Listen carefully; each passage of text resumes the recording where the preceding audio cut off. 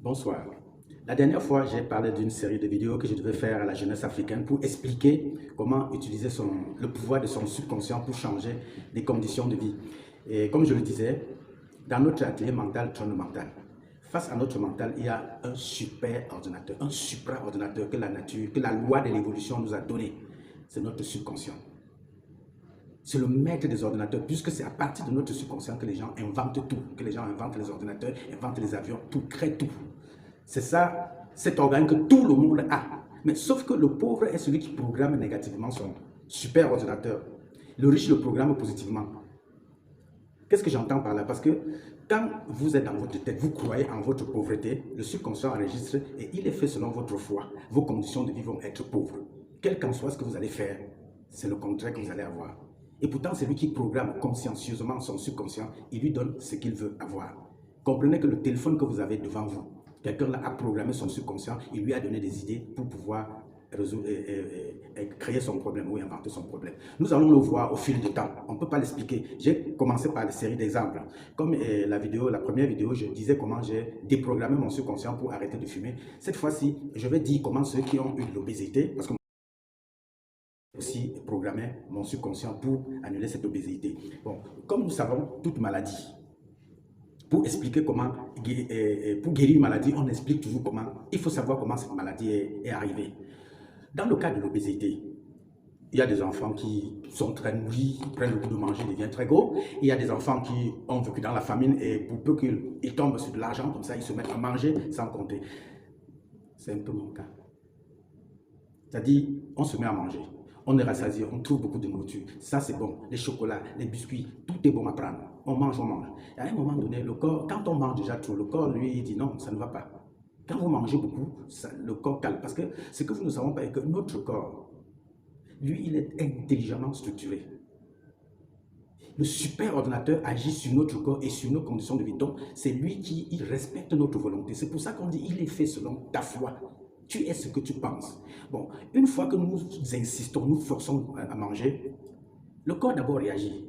Quand on a beaucoup mangé, il bloque. Parce que c'est lui qui nous dit, donne-moi la nourriture.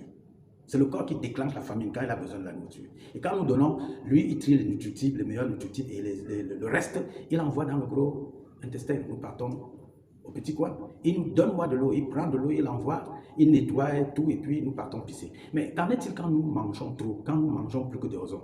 Alors lui, il interprète cela comme s'il y avait il doit avoir une pénurie. La disette. Souvenez-vous ces animaux qui hivernent là, comme l'ours. L'ours, quand l'hiver arrive, l'ours mange beaucoup. Alors son corps stocke de la graisse.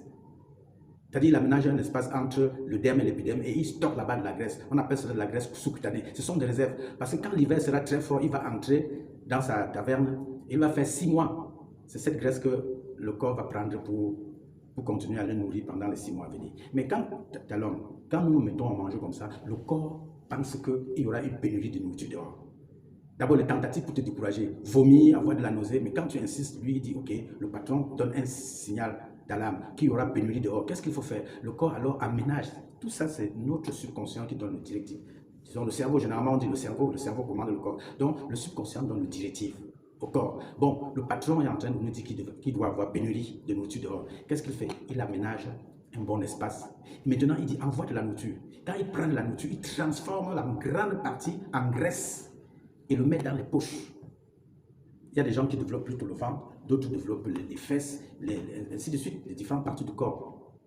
Ils le développent. C'est là où il dit, donne-moi, le corps dit, donne-moi la nourriture, vous mangez.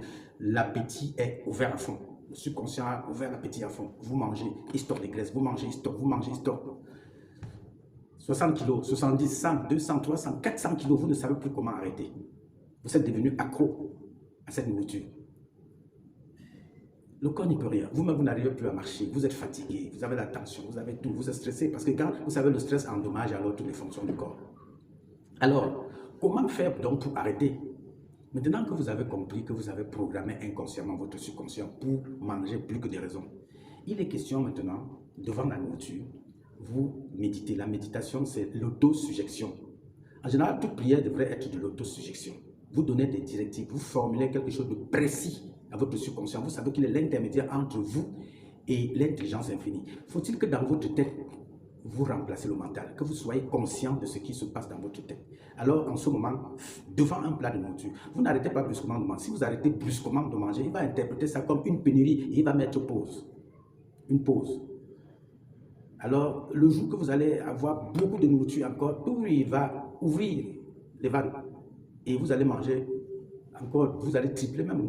Vous avez vu des gens qui ont fait des régimes forcés à un moment donné, ils ont rechuté et puis ils ont doublé le poids. Exactement, parce qu'ils n'ont pas donné un programme précis à leur subconscient.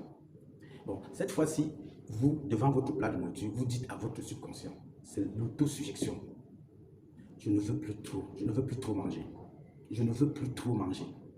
Cette graisse me gêne, cette graisse me dérange, je ne veux plus de cette graisse.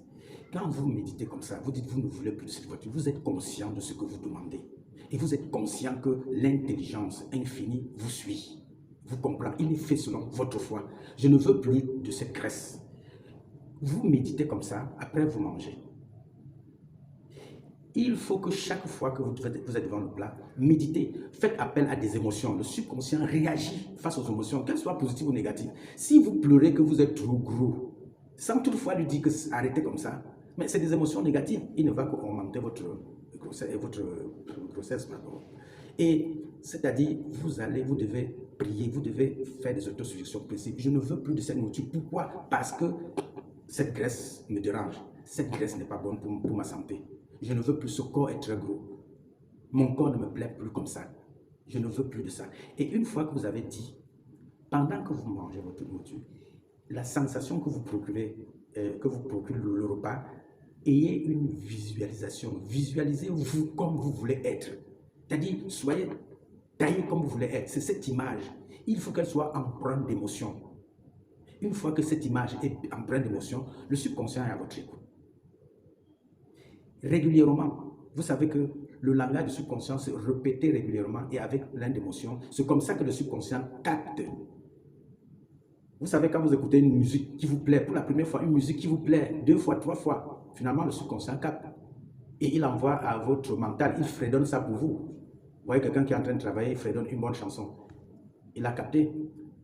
Et c'est comme ça qu'on fait le lavage de cerveau des gens, par autosuggestion.